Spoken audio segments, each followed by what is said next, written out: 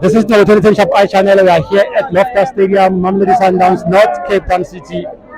My brother, how do you feel about the game today? It was a nice display of football today. We lost the game, but we didn't lose the cup.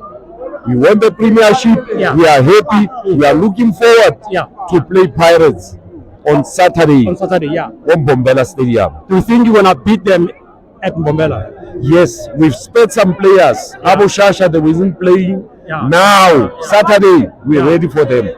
We're gonna whip them. So is Shasha's matches ready? Because last time when we played with Pirates, the matches went off, and then he never scored at all.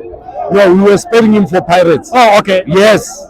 And we're not supposed to spare him for Pirates because of today we're supposed to go for 30 games, no lose.